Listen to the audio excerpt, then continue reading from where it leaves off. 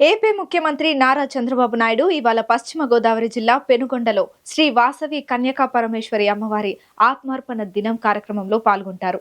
అమ్మవారికి పట్టు వస్త్రాలు సమర్పించనున్నారు.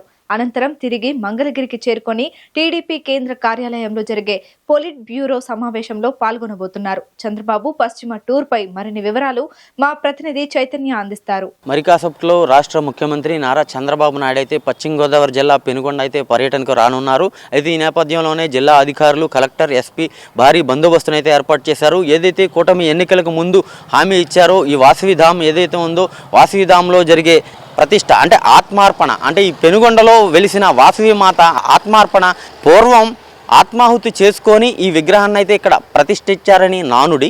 అయితే ఈ ఆత్మార్పణ కార్యక్రమాన్ని ప్రభుత్వ లాంఛనాలతో వస్త్రాలు సమర్పించి ప్రభుత్వ కార్యక్రమంగా చేస్తానని ఎన్నికల ముందైతే నారా చంద్రబాబు నాయుడు అయితే హామీ ఇచ్చారు. హామీ ఇచ్చిన నేపథ్యంలోనే ఈరోజు ఆత్మార్పణ దినోత్సవం సందర్భంగా కూడా వాసవిమాత ధామ్ని ఆయన సందర్శించి ఆ ప్రాంగణం ఆవరణలో ఉన్న గుడులన్నిటి కూడా ఆవరణం అంతా సందర్శిస్తారు. సుమారు గంట పాటు ఈ ఆలయంలో అయితే ఆయన గడపనున్నారు. అలాగే ఈ 90 అడుగుల పంచలోహాల విగ్రహం ఏదైతే వాసవిదాత ధామ్ 90 అడుగుల విగ్రహం ఉందో దాన్ని పరిశీలిస్తారు. అలాగే కుటుంబ సమేతంగా కూడా ఈ నూతన వస్త్రాలను అయితే అలా సమర్పించనున్నారు. కెమెరా పర్సన్ రమణతో చైతన్య, మెగా9 టీవీ, ఏలూరు నుండి.